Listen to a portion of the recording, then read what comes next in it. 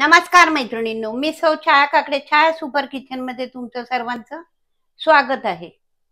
तर आपली आता परीबाई शाळेतून येईल. परीला आमच्या स्कूलला टिफिनला वेगळं वेगळं काही काही लागतं आणि विशेष म्हणजे भाजी चपाती तिला नको असते. खाल्ली तर भेंडी, गवारी आणि शेवग्याची शेंग बस एवढंच पाहिजे. तर तिला भेळ खूप आवडते कारण त्याच्यामध्ये चिवडा असतो, शेव असते. म्हणजे थोडक्यात सांगायचं तर नमकीन आवडतं तिला. म्हणून आम्ही आज एक नमकीनचा प्रकार करतोय. तर भेळ करणार आहे, पण ती पाणीपुरी फ्लेवर. तर ती पाणीपुरीवाल्याकडे गेल्यानंतर तिला पाणीपुरी लागतेच. तर चला आपण आता ती पाहूया. कृती आणि साहित्य मी एकत्रित दाखवत आहे, पण आता त्याआधी आपण आपल्या गॅलरीतल्या झाडांमध्ये जी काय मी पुदिना लावलेला आहे तर तो पुदिना कटिंग करूया. त्याचप्रमाणे मी अजून झाडं लावलेली आहेत, ती तुम्हाला दाखवते. तर चला. तर चला आता आपण आपल्या गॅलरीतल्या गार्डन मध्ये आलोय. तर हे जे झाड आहे हे आहे मामाने दिलेलं आहे एक रोपट. त्याची मोठी मोठी रोपटी व्हायला लागलेत. ते आपल्या स्टोन साठी चांगलं आहे. त्याचबरोबर हे ॲलोवेरा आणि हा पुदिना, आणि पुदिना बरोबर मी अजून हे आपलं खायचं विड्याचं पान जे असतं तेही लावलेलं आहे. मला ते दुसऱ्या डब्यात लावायचं आहे. आणि हा परत पुदिना आहेच, तर भरपूर पुदिना आहे. तर आता आपण हा पुदिना कापून आपल्या वापरूया. तर चला मी कटिंग करते.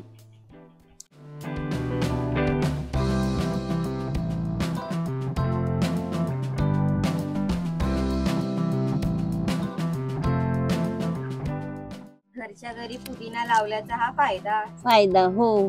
आणि ह्यासाठीच तर लावलाय की आपल्याला कधीही पाणीपुरी म्हणा किंवा पाणीपुरीची चटणी वगैरे करून असं किंवा चाट मध्ये पण, चाट मध्ये. त्याशिवाय आपण नॉनव्हेज करतो, मटन, चिकन.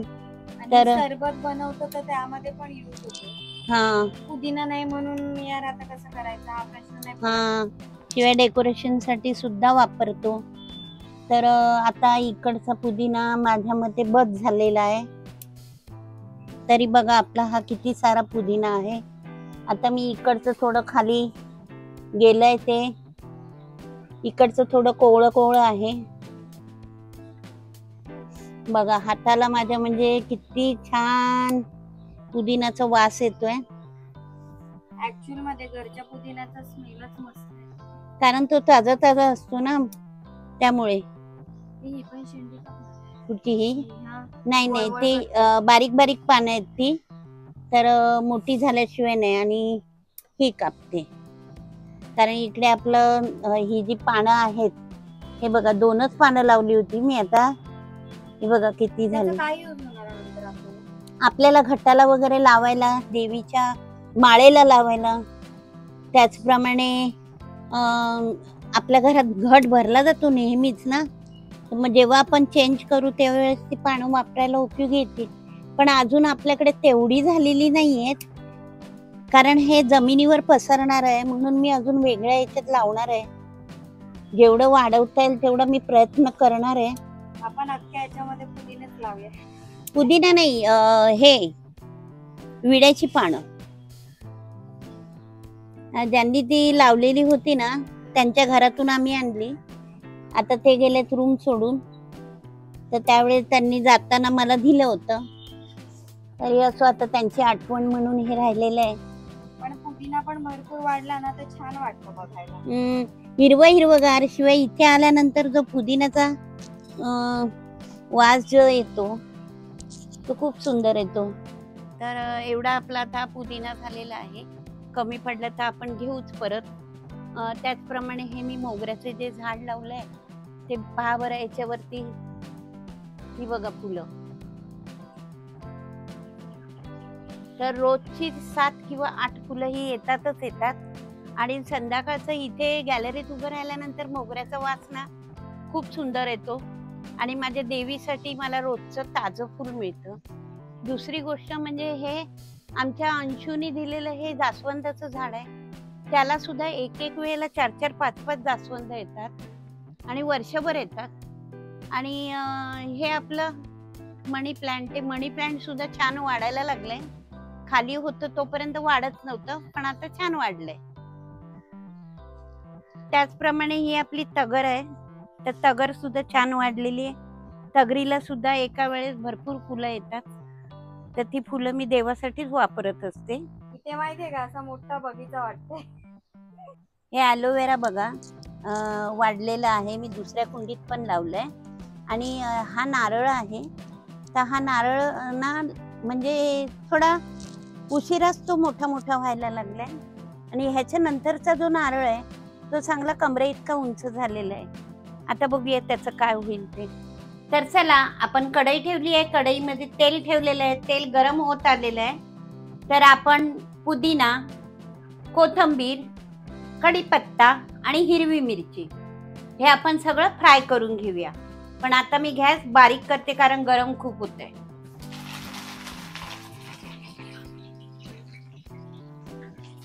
हे बघा, आपण आता हा पुदिना तळून घेतोय.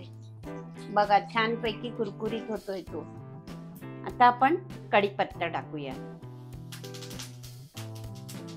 कढीपत्ता तडतडला त्या अंगावरती उडतं तेल, म्हणून मी वरून गाळणी हे झाऱ्या ठेवला होता.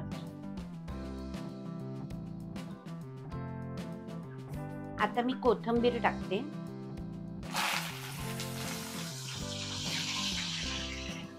आता आपण टाकूया मिरची. हाय परी, आली स्कूल मधून? शिंगे हाय कर. आता मी शेंगदाणे टाकत आहे.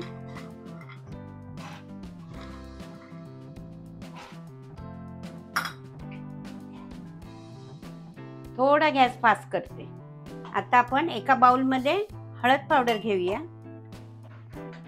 चाट मसाला, धने पावडर आणि जिरा पावडर, काळं मीठ आणि चवीनुसार साधं मीठ सगळं एकजीव करून हा मसाला आपण तयार करून घेऊया. परी काय बघायला आली? हा काय आजी काय बनवते ते ना? आजी काय परीला खाऊ बनवते. लहान मुलांनी गॅस जवळ थांबायचं नसतं. आपले सर्व शेंगदाणे तळून झालेले आहेत. आता ते थंड होऊ द्या. त्याचप्रमाणे आपण तळलेली मिरची, कढीपत्ता, कोथिंबीर हे आपलं थंड झालंय. हे आपण आता मिक्सरला लावून घेऊया आणि याची पेस्ट बनवूया. थोडंसं तेल ठेवलेलं आहे आपण फ्राय करायला. त्याच्यामध्ये आपण एक कढीपत्ता, कोथिंबीर आणि पुदिना, मिरची हे सगळं मिक्सरला लावलेलं हे बघा बारीक झालेलं आहे. आणि आता ते मी त्यामध्ये मी हे टाकणार आहे. हे बघा असं थोडासा फ्राय करून घ्यायचा. कुरमुरे जर नरम असतील तर प्रथम ते चाळणीने चाळून घ्या, कारण त्याच्यामध्ये छोटे छोटे कण असतात, म्हणून कुरमुरे नेहमी चाळून वापरत जा.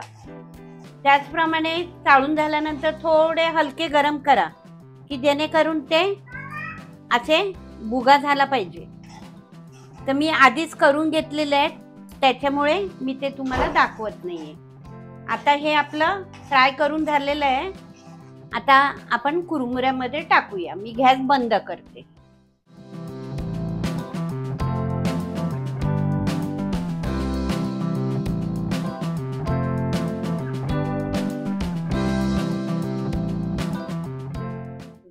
आपण ह्याच्यामध्ये हा मसाला जो करून ठेवला होता तो सुद्धा टाकूया आणि हे सगळं एकजीव करूया. पण आता थोडं गरम आहे. गरम असल्यामुळे मी चमच्याने करते. थोडं थंड झालं की हाताने केलं की सर्व कुरमुऱ्यांना व्यवस्थित लागलं जाईल. त्याचप्रमाणे मी आता ह्याच्यामध्ये तळलेले शेंगदाणे टाकते. अशा प्रकारे हे सगळं मिक्स करून घ्यायचंय. आता आपण याच्यामध्ये शेव टाकूया.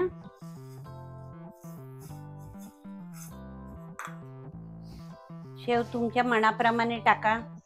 जास्त हवी तर जास्त टाका, कमी हवी तर कमी. आवडीनुसार टाका.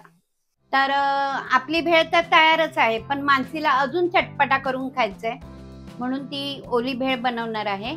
तर चला, ती चटपटा बनवते म्हणजे नक्की काय बनवते आपण ते बघूया. तर सगळ्यात पहिले मी त्याच्यावरती टाकते ही इमलीची गोड चटणी. माझ्याकडे थोडीशीच होती, एका पॅकेटमध्ये राहिलेली, आणि मी एकटीच खाणार आहे, सो मी तेवढी यूज करते. आणि मला थोडंसं स्पायसी पाहिजे म्हणून मी ही तिखट चटणी सुद्धा टाकते. अशी सुकी भेळ पण खायला छान वाटते, पण थोडंसं स्पायसी म्हणून मी टाकली आहे. आता त्याच्यावरती मी टाकते हा थोडासा कांदा, थोडासा म्हणजे बऱ्यापैकी, बिकॉज मला भेळीमध्ये कांदा आवडतो. त्यानंतर मी टाकते थोडंसं टमॅटो, त्यानंतर टाकते ही थोडीशी कोथिंबीर, आणि त्यावरती मी मस्त पिळते आता हे लिंबू. आता पुन्हा मी याच्यावरती थोडीशी अशी शेव टाकली आहे, एकदम थोडीशी टाकली आहे कारण मम्मीने ऑलरेडी त्यात टाकलेली आहे.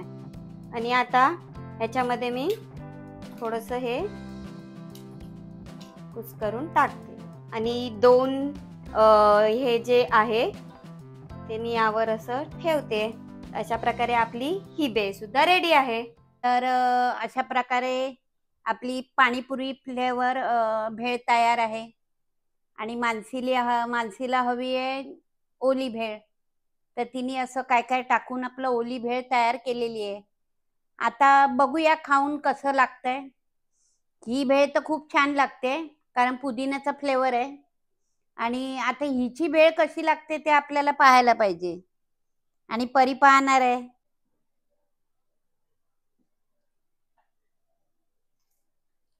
बघा किती कुरकुरीत आहे, कसं लागते बघा. परीला आवडलं म्हणजे सगळ्यांना आवडलं आहे की नाही.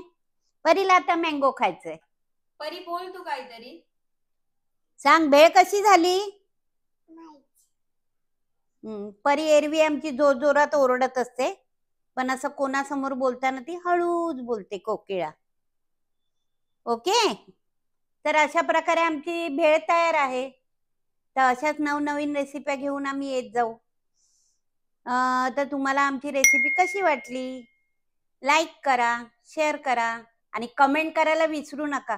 कंजूसी करू नका, सांग त्यांना. हा, ती फक्त नाही म्हणणार. तर परत आपण भेटूया छाया सुपर किचन मध्ये. तोपर्यंत बाय.